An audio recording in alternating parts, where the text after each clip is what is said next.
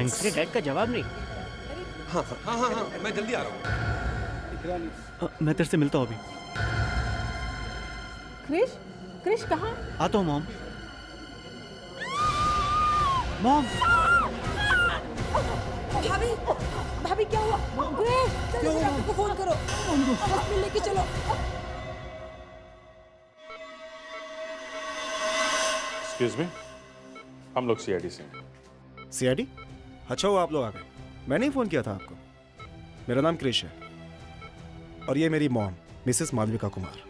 और जिस किसी ने भी मेरी मॉम पे अटैक किया ना, वो बचना नहीं चाहिए। इतने जोर से आवाज करने की जरूरत नहीं है। सीआईडी को मालूम है कि क्या करना है।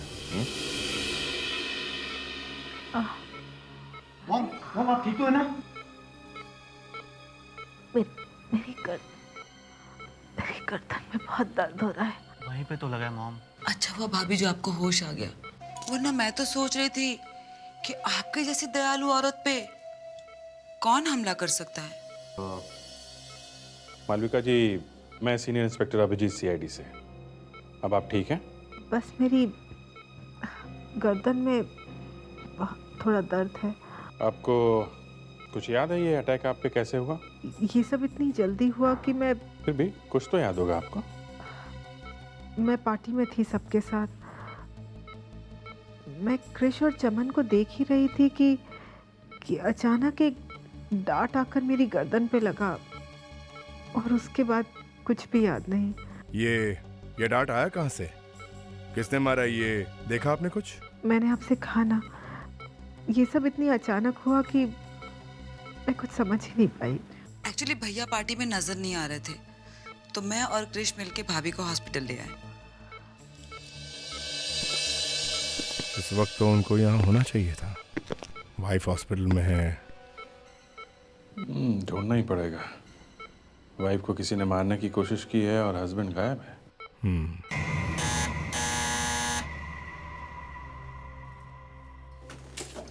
जी सर, कहिए किससे मिलना है?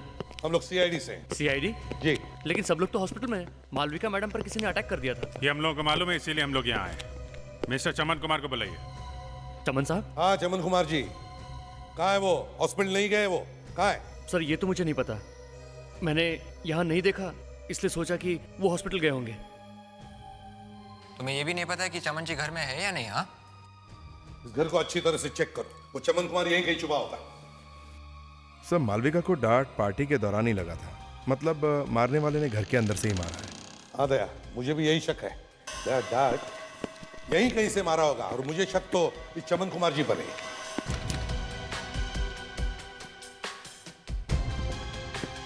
अरे ये दरवाजा क्यों बंद है? क्या हुआ अभी जी? सर ये दरवाजा बंद है यहाँ पे।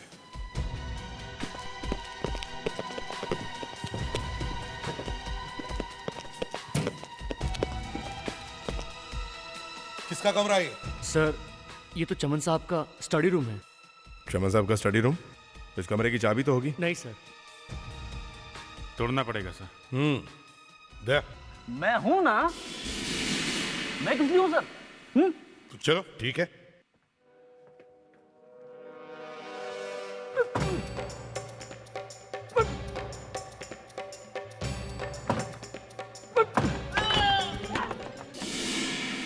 चमन साहब, चमन साहब, चमन साहब को क्या हुआ?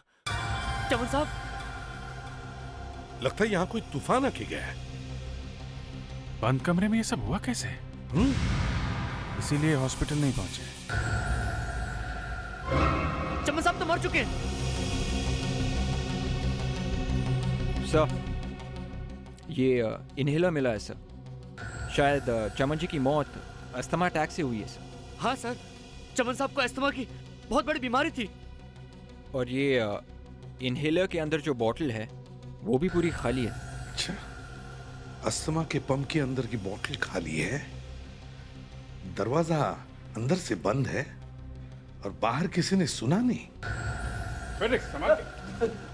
नीचे देखो, जले हुए पेपर के टुकड़े। एक काम करो, कुछ लेकर आओ बाहर से और इन्हें संभाल के उठाओ, स्प्रे करके। ओके? Yes sir. चलो आप भी चलिए। जी चलो। अभिजीत सर? लगता है ये खून है। मतलब ये देखो, यहां देखो, नाक के नीचे, और ये गाल के ऊपर, और ये यहां देखो कान के बाजू में। हाँ, ये तो रैशेस है। हाँ, सब जगह है। लगता है कोई ना कोई गड़बड़ जरूर है अभिजीत, और उसका पता यहीं पर चलेगा, इसी कमरे में। कमरे को अच्छी तरह से चेक करो।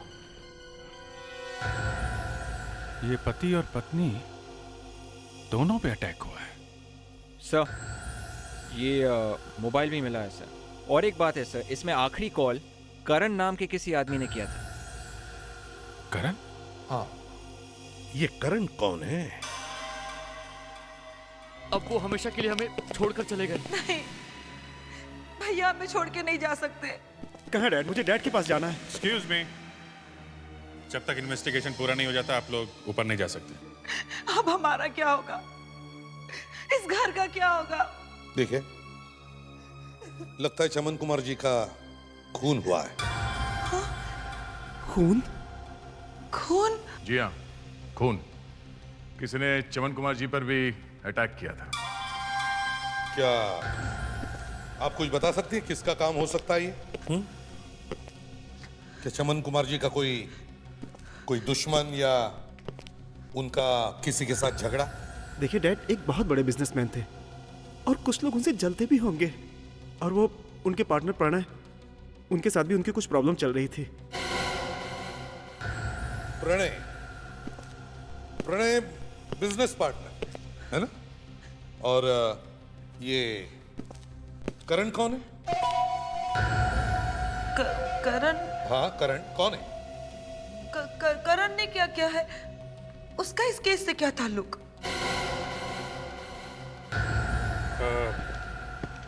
देखिए, करण वो आदमी है जिससे आपके भाई ने आखिरी बार बातचीत की थी। हमें लगता है कि करण ने ही उन्हें स्टडी में बुलाया था। मैम,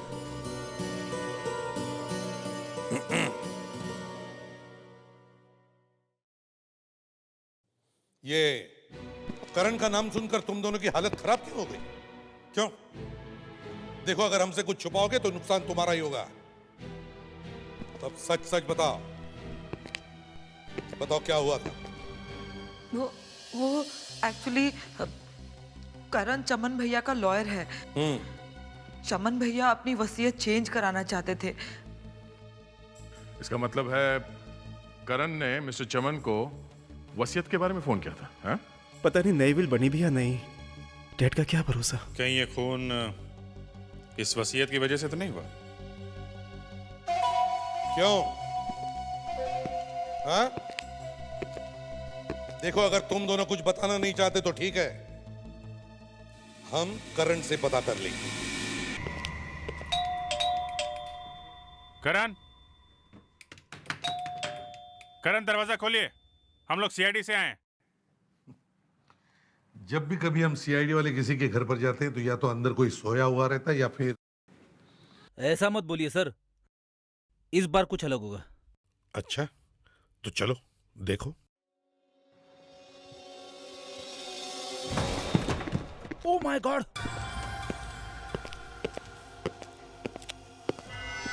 मैंने कहा था ना फ्रेडिक्स, गोली लगी है। मर गया सर। सीने पे गोली लगी है, इसका मतलब किसी ने सामने खड़े होकर गोली मारी है। हाँ,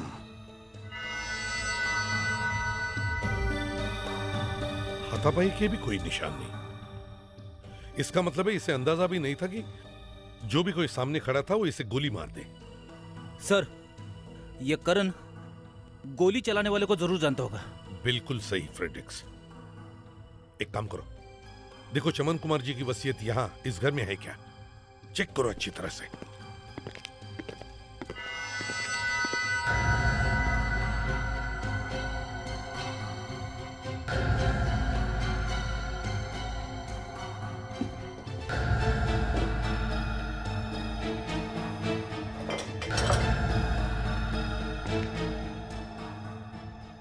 सर, ये वहाँ किचन के पास मिला है। टूटा हुआ सेल फोन? सर, ये करण का ही होगा। सर, वो वसीयत तो यहाँ नहीं है। वसीयत नहीं है? तो कहीं खूनी वसीयत लेकर भाग तो नहीं गया? 2 लोग जानते थे, दोनों चले गए। एक तो मिस्टर चमन और अब ये करण। अभिजीत, कुछ तो गड़बड़ है, कुछ तो गड़बड़ है। पहले चमन कुमार जी का खून, फिर उनके लॉयर करण का खून। चमन कुमार जी को मरने से पहले आखिरी फोन ये करण ही करता है। इस करण का खून चमन कुमार जी के वसीयत से जुड़ा हुआ जरूर है। डॉक्टर साहब, ये चमन कुमार और करण की लाशें चुप हैं या कुछ बोलना भी चाहती हैं? लाशें बोलना तो चाहती हैं अभिजीत, लेकिन बोल रही हैं कि सुनने वाला कोई शरीफ आदमी होगा तभी बात करेंगी। शरीफ? डॉक्टर साहब, हमारी शराफत तो दुनिया को मालूम है, आप जल्दी से इन्हें ही बता दीजिए। बात तुम्हारी नहीं है, तुम्हारे साथ वो एसीपी भी आने वाला है ना। अगर एसीपी आ रहा है तो फिर नहीं, एसीपी साहब तो कहीं चले गए हैं, वो तो लैब के आसपास भी नहीं भटकने वाले। फिर हम लाशों से बात कर सकते हैं। ये देखो, जैसा तुम दोनों देख रहे हो, लाल रंग के निशान देखो, ये चेहरे पर हैं, ये पूरी बॉडी पर ये पैचेज हैं, और ऐसे ही लाल निशान ये पैरों पर भी हैं। ये देखो, तलवों पर भी, दोनों तलवों पर देखो। कोई जबरदस्त एलर्जी हुई है? वो ऐसा है कि चमन कुमार को अस्थमा का जबरदस्त अटैक आया। अस्थमा समझते हो ना, दमा दमा दमा का ऐसा जबरदस्त अटैक आया कि बेचारे की डेथ हो। कमरे में एसी था, ऑक्सीजन की तो कोई कमी नहीं थी, और बाहर से कुछ अंदर आया भी नहीं, तो फिर ये अटैक आया कहां से? अंदर से। अंदर ही कोई ऐसी चीज होगी, कोई ऐसी जबरदस्त चीज जिसे खाने या छूने से ही बेचारे की तुरंत मौत हो गई। डॉक्टर साहब, एक बात समझ में नहीं आ रही है, किसी चीज को छूने से आदमी मर कैसे सकता है? फ्रेडरिक्स, अगर मुझे पता होता तो मैं तुम्हें बता नहीं देता। डॉक्टर तारिका। क्या बात है डॉक्टर तारिका, आप कुछ परेशान लग रही हैं? सब कुछ ठीक है ना? वो जो एनर्जी हुआ करती थी आपके अंदर आजकल दिखाई नहीं दे रही है। कुछ नहीं सर, बस दीदी को लेकर जरा परेशान थी। 6 महीने पहले उनकी शादी हुई और जाने दीजिए सर, ये सब घर की बातें हैं। और क्या वो ससुराल वाले परेशान कर रहे हैं क्या? नहीं, एक्चुअली सभी की उम्मीदें उन पर है। वो तो पूरी कोशिश करती रहती है कि मायका और ससुराल दोनों की उम्मीदों पर खरी उतरे। इनफैक्ट लड़कियों के लिए बहुत मुश्किल हो जाता है बेटी और बहू दोनों की जिम्मेदारी एक साथ निभाना। मेरी वाइफ के साथ भी ऐसा ही हुआ था शादी के बाद। सच्ची सर, उसे देखती हूँ तो मुझे भी रोना आता है। समझ में नहीं आता कि उसकी हेल्प कैसे करूँ। एक आइडिया है, आप अपनी सिस्टर को वो सीरियल दिखाना, अब बाबुल का आंगन छूटे ना, 21 जनवरी से सूरी टीवी पे आने वाली है, सोमवार से गुरुवार रात को 10 बजे। Anyway, let's come to the business. अभी हम चमन कुमार की मौत की बात कर रहे हैं। एक काम करता हूं, मैं इन्फेक्टेड स्किन का टुकड़ा लेकर रेडिएशन करने जाता हूं। पता लगाते हैं आखिर वो क्या चीज है जिसकी वजह से एलर्जी हुई है।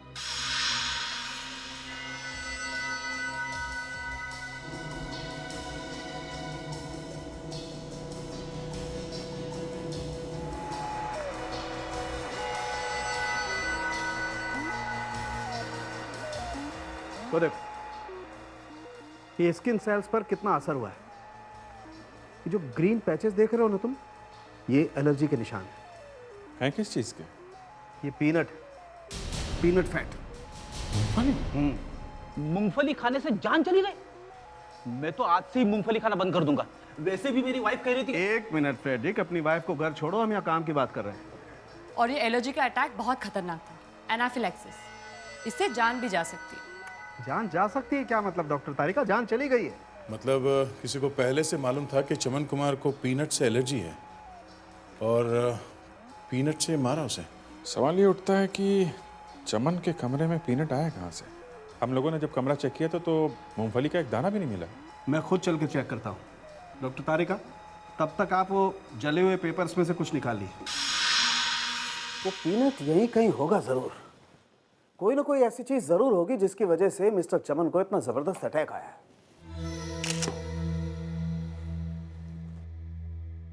मौत यहीं हुई है बॉस, इसका मतलब वो चीज भी यहीं कहीं होगी जरूर।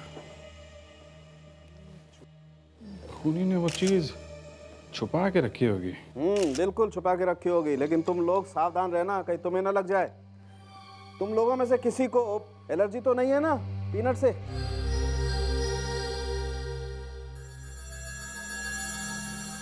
उन्हीं ने तरीका तो बहुत अच्छा निकाला था, लेकिन उसे पता नहीं है फॉरेंसिक डॉक्टर की नजर से कोई चीज बच नहीं सकती है। चलो जल्दी करो यार। बस हो गया, 2 मिनट लगेंगे।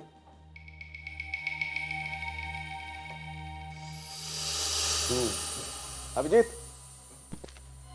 ये देखो, यहाँ देखो। कुछ सॉल्यूशन जैसा लग रहा है। सॉल्यूशन जैसा? कोई खाने की चीज? कर दिया ना कबाड़ा यार। डॉक्टर तुम हो कि मैं हूं? वैसे है सॉल्यूशन जैसी चीज। मतलब पीनट ऑयल? हाँ, पीनट ऑयल। ऐसा करो, तुम ही कर लो ये सब कुछ। तुम्हें सब कुछ पता तो है ही। मैं चलता हूँ। सर के प्लीज, अभी भी बहुत काम बाकी है। करो यार, देखो जरा। ये फाइल के ऊपर पीनट ऑयल लगा है, कहीं ये फाइल करण तो लेके नहीं आया? मुझे भी यही लगता है अभिजीत, ये फाइल करण ही लेकर आया होगा। करण ने ही चमन कुमार को पार्टी में फोन किया। मुझे तो लगता है किसी ने करण को पैसे दिए होंगे चमन कुमार जी को मारने के लिए। सर, शायद ये काम चमन की किसी फैमिली वाले ने किया होगा सर। सिर्फ फैमिली वाले जानते थे कि चमन कुमार को पीनट ऑयल की एलर्जी थी। सर, प्रणय भी हो सकता है, चमन का बिजनेस पार्टनर। कृष्ण ने बताया था ना, आजकल दोनों में कुछ प्रॉब्लम चल रही है। चमन की मौत से प्रणय को फायदा होने वाला है, क्योंकि विल तो मिली नहीं। सारा का सारा बिजनेस जाएगा प्रणय के पास। मतलब अभिजीत, चमन कुमार के जितने भी लोग करीब थे, उन्हीं में से किसी ने ये काम किया है। पता कैसे चलेगा? क्या बॉस, फंस गए ना यहीं पे आके? हाँ, फंस गए। है तुम्हारे पास कोई रास्ता? फॉरेंसिक लैब का रास्ता। यस डॉक्टर तारिका, कुछ अच्छी खबर? लगता है इस पेपर पे क्या लिखा था उसे हम पढ़ सकते हैं। ऐसा हुआ तो ये केस एकदम साफ हो जाएगा। हाँ, पेपर लाश के पास मिले और जले हुए हैं, कुछ तो बात होगी। चलिए देखते हैं क्या मिलता है।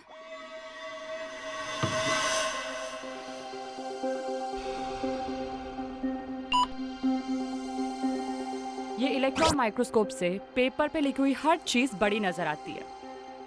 जैसे ही रेडिएशन से इस पे गिरेगा, सब कुछ साफ नजर आएगा।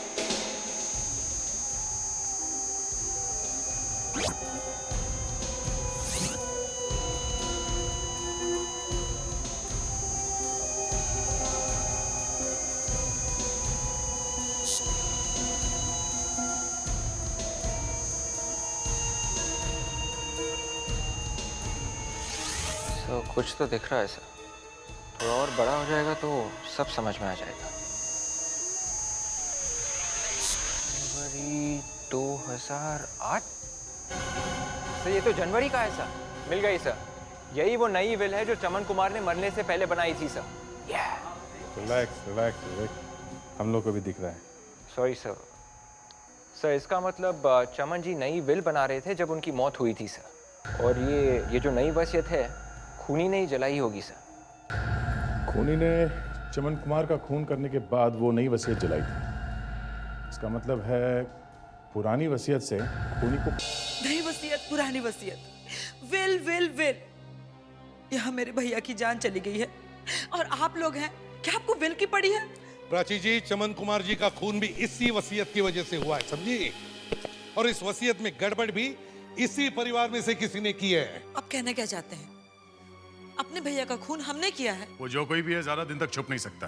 हमें छुपाने की क्या जरूरत है? अभी नाटक बंद करो और सच सच बताओ, कृष कहाँ है? कहाँ है कृष? मुझे क्या पता, गया होगा अपनी माँ के पास हॉस्पिटल में। प्राची बुआ। अरे भाभी, आप? शर्म आनी चाहिए प्राची। अभी अभी इनकी मौत हुई है और तुम हो कि सबके सामने ये।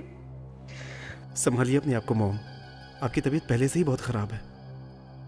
सॉरी मालविका जी, लेकिन क्या करें, हमें तो अपनी ड्यूटी करनी ही पड़ती है। जी। देखिए, हमें एक वसीयत के कुछ टुकड़े मिले, जले हुए टुकड़े। पुरानी वाली के या नई वाली के? मिस्टर चमन के डेड बॉडी के पास मिले हैं वो टुकड़े।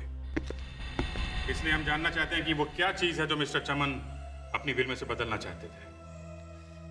देखिए, ये बात तो भैया के वकील ही बता सकते हैं।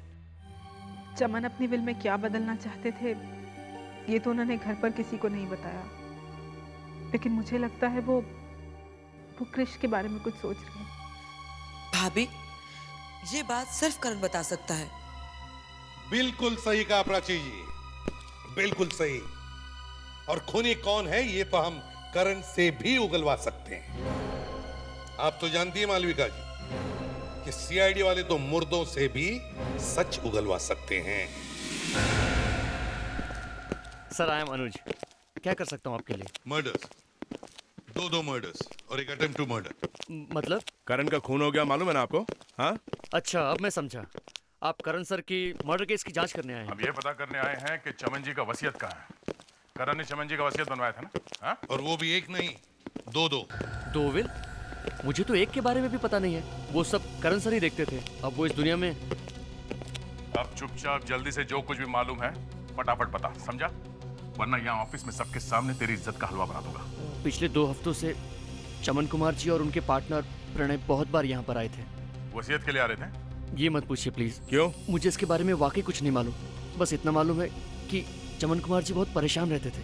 अच्छा, तो फिर करण जी के पास उस वसीयत की कॉपी होगी? हैं? ये मैं नहीं जानता। देखो ऑफिस में यहाँ कोई कॉपी है क्या? Excuse me, 1 minute.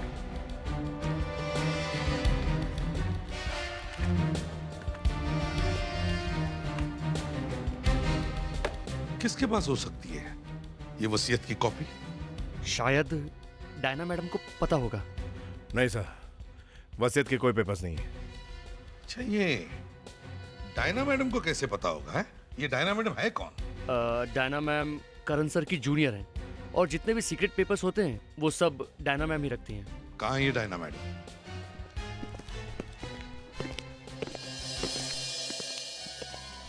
मैम।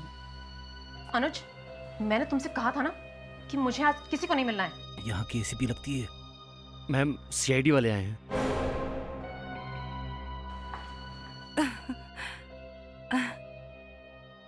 करण सर की मौत से हम सब अभी भी बहुत शौक में हैं। देखिए डायना जी, चमन कुमार और करण जी के खून में एक बात कॉमन है, वह चमन कुमार जी का विल, वसीयत। क्या आपको मालूम है ये विल कहाँ है? मुझे? जी हाँ, आपको। इस ऑफिस का सारा कॉन्फिडेंशियल काम तो आप ही देखती है ना। हमें पता चला है कि आपको सब मालूम है। जो करण को मालूम था वो आपको भी मालूम है। देखिए, मैं आपकी कोई मदद नहीं कर सकती हूँ। पिछले 10 दिन से तो मैं मनाली में थी, अपनी आंटी के पास। तो आप 10 दिन की छुट्टियों पर गई थी, मनाली गई थी। फिर ऑफिस लौटने के बाद क्या आपको कुछ पता चला, ऐसे कुछ गड़बड़ वगैरह हुई है? जब मैं वापस आई थी मुझे ये जरूर मालूम हुआ था कि चमन कुमार का बेटा ऑफिस में आया था और उसमें और करण सर में किसी बात को लेकर झगड़ा हुआ था। Thank you. फ्रेडिक्स, पता करो ये मनाली क्या करने गई थी। अभिजीत, पहले तो हमें ये देखना पड़ेगा कि 28 दिसंबर को मनाली में बर्फ गिरी थी या नहीं। ये डायना कह रही थी कि 28 तारीख को बर्फ देखने गई थी, इसलिए। हाँ, तो पता चल जाएगा कि डायना 28 दिसंबर को मनाली में थी क्या। सर, ये चमन कुमार अभी तक जिंदा था, ये बहुत बड़ी बात है। दोस्तों से लेकर परिवार वाले सब उसकी जान के दुश्मन थे। सर, एक आदमी की मौत से इतने सारे लोगों का फायदा होने वाला था। एक तो चमन की बहन प्राची, दूसरा उसका बेटा कृष, और ये प्रणय भी तो है उसका बिजनेस पार्टनर। इन तीनों में से ही कोई एक है वो खूनी। सर, इन तीनों को बुला के अलग अलग पूछताछ करते हैं। थोड़ी देर में सब निकल के आ जाएगा सामने। आइए।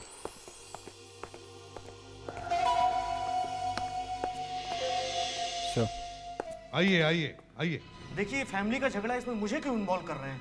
इसमें मेरा क्या लेना देना है? वो हम लोग देखते हैं आपका लेना देना है कि नहीं। इनसे पूछिए ना। और हमने किया ही क्या है?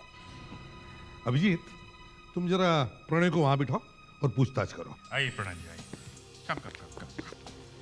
ये आपका और चमन जी के बीच में, हैव अ सीट प्लीज।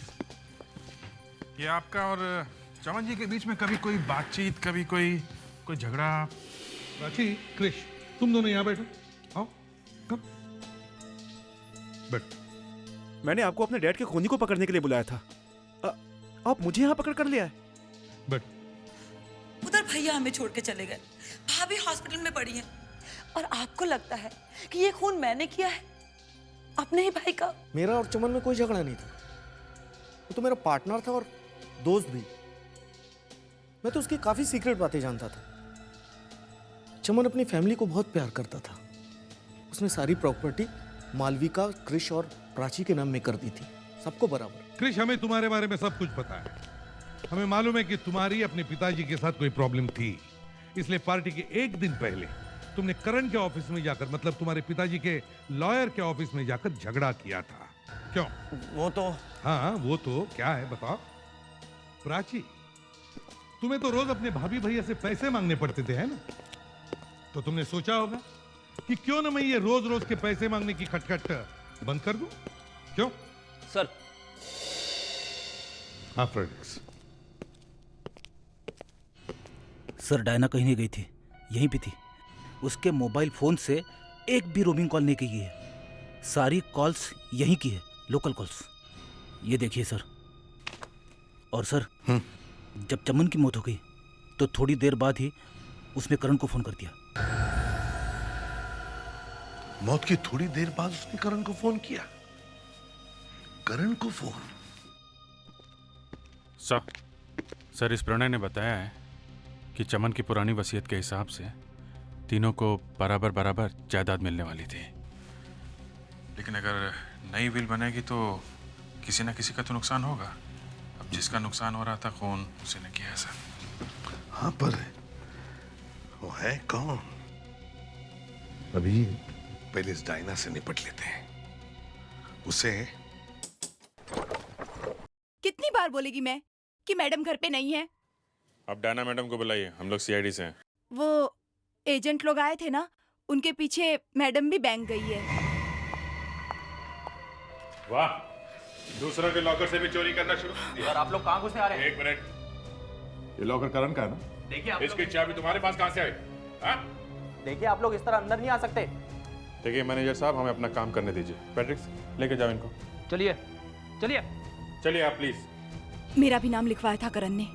अब ज्यादा कुछ बोलने की जरूरत नहीं है, सब कुछ सामने आ गया। हाँ जी, देखें तो सही क्या है इसमें। ओहो, इतने पैसे, सीडी, करीब 25 लाख रुपए। ये करण लॉयर था या बिजनेसमैन? मैं अपने आप को रोक नहीं पाई। इतना बड़ा चांस था मेरे सामने, मुझे लालच आ गया था। एक दिन मैंने करण सर को फोन पे किसी से नई वसीयत के बारे में बात करते सुना। वो कह रहे थे कि वो नई वसीयत को जला देंगे और चमन कुमार को भी साफ कर देंगे। तो करण किसी के साथ वसीयत के बारे में डील करने वाला था। कौन था वो? पता नहीं किसका कॉल था, मैंने तो सिर्फ करण सर की आवाज सुनी थी। तुमने कहा कि तुमने करण को फोन पे बात करते हुए सुना कि नई वसीयत को वो जलाने वाला है, लेकिन वसीयत के जले हुए टुकड़े तो हमें चमन कुमार के स्टडी रूम से मिले। तो फिर ये कौन सी वसीयत है? करण सर एक बहुत स्मार्ट लॉयर थे। उन्होंने चमन कुमार के यहाँ विल की कॉपी जलाई थी, सिर्फ अपनी डील पूरी करने के लिए। और बाद में असली कॉपी दिखाकर वो उस आदमी को ब्लैकमेल करने वाला था। मुझे लगा कि मैं भी थोड़े पैसे कमा सकती हूँ। मैं करण सर के पास गई, उनको ये बताने के लिए कि मुझे सब कुछ मालूम है। मगर करण सर तो उल्टा मुझे ही धमकाने लगे। मुझे गुस्सा आ गया और मैंने उन्हें शूट कर दिया। करण ने चमन को मारा और तुमने करण का खून कर दिया। लेकिन अभी तक उसका पता नहीं चला जिसने ये सब प्लानिंग बनाई और 25 लाख रुपए दिए। ओह, तो ये है वो वसीयत, मिस्टर चमन कुमार की विल, जिसकी वजह से ये आग लगी है। आग लगी? सर, आग तो कहीं नहीं लगी थी। अरे फ्रेडरिक्स सर का कहने का मतलब है जो 2-2 खून हुए हैं। हाँ फ्रेडरिक्स, 2-2 खून जो हुए हैं उसके बारे में बात कर रहा हूं मैं। मैं तो कंफ्यूज हो गया था सर, वही मैं सोचूं कि आग लगी और मुझे कैसे नहीं दिखी। चलो कोई बात नहीं, पढ़ो इस विल को।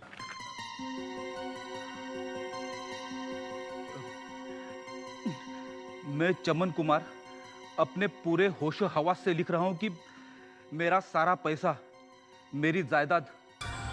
अरे सर, क्या है? आए? ये क्या चक्कर है सर?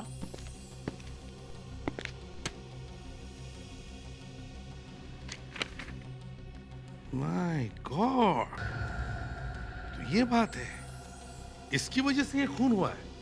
अभिजीत, इस सीडी को चला के देखो। करण ने ये सीडी अपने लॉकर में छुपा के रखी थी, इसमें जरूर कुछ होगा।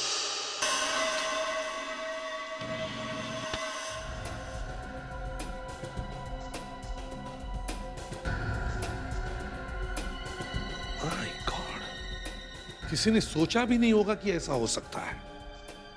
अभिजीत, इस चमन कुमार के पूरे परिवार को बुलाओ। हाँ सर, अब तो सबको बुलाना ही पड़ेगा।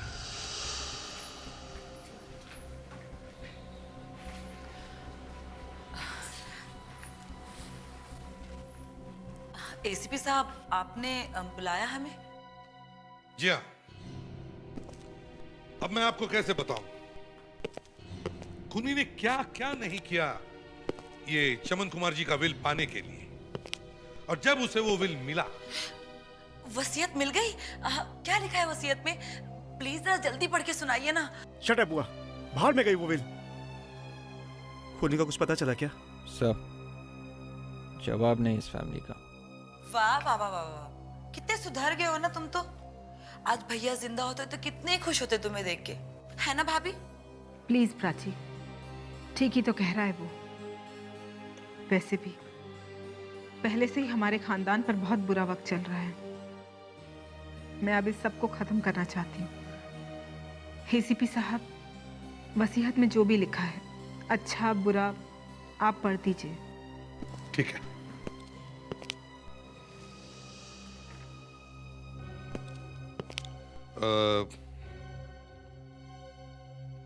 नहीं अभिजीत, जरा तुम ही पढ़ लो। मैं? हाँ पढ़ लो, ये इतनी बुरी खबर है, मैं नहीं पढ़ सकता। अब ड्यूटी तो करनी ही है, मैं ही पढ़ देता हूँ।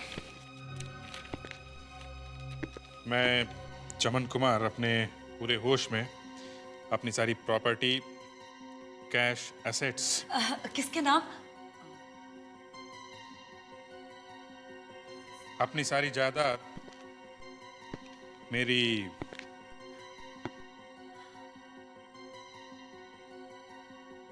बेटी डायना के नाम कर रहा हूं।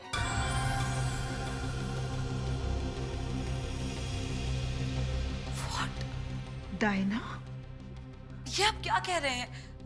भाभी ये क्या हो रहा है? मैं कुछ नहीं कह रहा हूँ, ये तो चमन कुमार जी ने खुद लिखा है। डैडी का दिमाग खराब हो गया था क्या? और ये डायना, पापा की बेटी, ये सब क्या है मॉम? क्रिश प्लीज, अपने पापा के बारे में ऐसे नहीं बोलते। और वैसे भी वो अब इस दुनिया में नहीं रहे। लेकिन अगर उन्होंने खुद डायना को अपनी बेटी मानकर उसे अपनी सारी प्रॉपर्टी दी है, तो एसीपी साहब मुझे ये विल मंजूर है। ये क्या कह रही हैं आप मॉम? अब हमारा क्या होगा? बस क्रिश, अब इस बारे में और बात नहीं होगी। एसीपी साहब, विल में जो लिखा है सो लिखा है।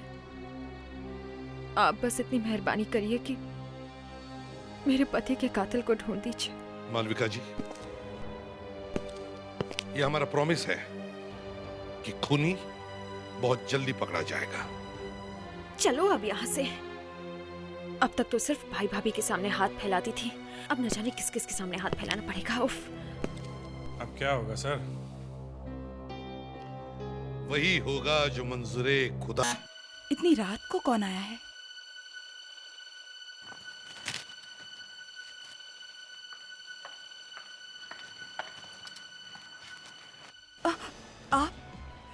आप यहाँ इस वक्त? आप मुझे ऐसे क्यों देख रही हैं? मेरे पास कुछ नहीं है। अच्छा, तो तुम हो चमन की वो बेटी। अगर मुझे पहले पता होता तो इतनी प्रॉब्लम ही नहीं होती। मैं तुम्हें पहले ही खत्म कर देती। ये आप क्या कर रही हैं? इसमें मेरा क्या कसूर है? सारा कसूर तुम्हारा ही है। मैं तो आपकी बेटी जैसी हूँ। मेरी कोई बेटी नहीं है, और चमन की भी एक ही औलाद थी। मेरे कृष को ही सारी प्रॉपर्टी मिलनी चाहिए। वाह मालिका जी।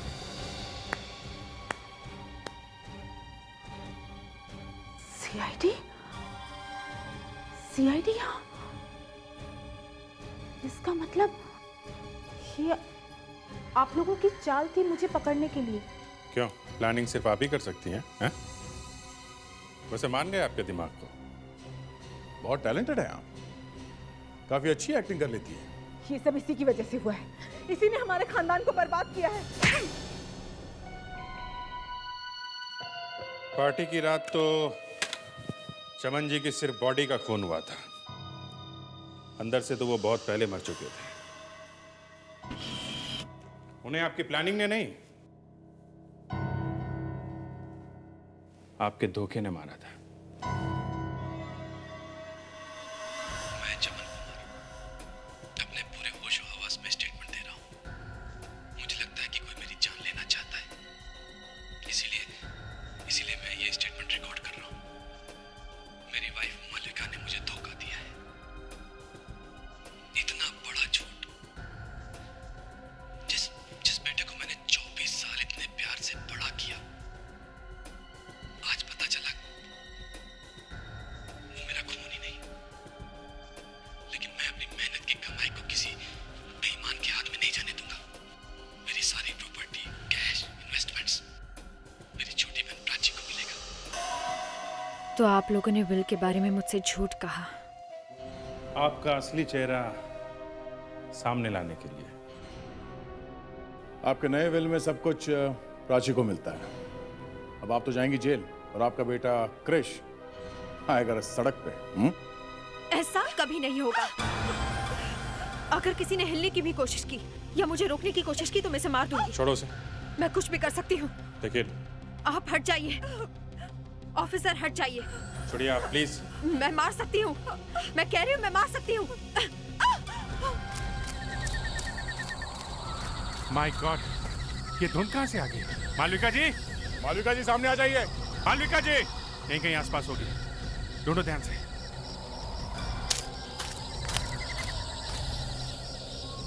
मालविका जी,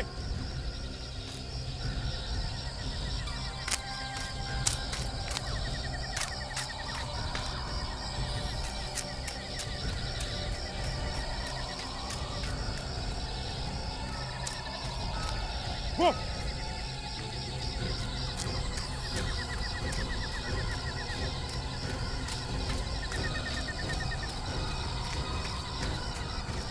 अरे बाप रे! बस बस मालविका जी, बहुत भाग लिया आप, आराम करने का टाइम आ गया है। मैं कहाँ हूँ? Freddy, good job Freddy. कौन फ्रेडी? अरे ये आवाज तो जानी पहचानी सी लगती है। ये तुम्हारे अंकल की आवाज है। अंकल? कौन अंकल? ये तो गया। फ्रेडी, फ्रेडी होश में आओ। फ्रेडी, चलो। संभाल के। इस बेचारे ने तो अपना काम कर दिया, अब बाकी जिंदगी आपको शायद जेल में ही काटनी पड़ेगी।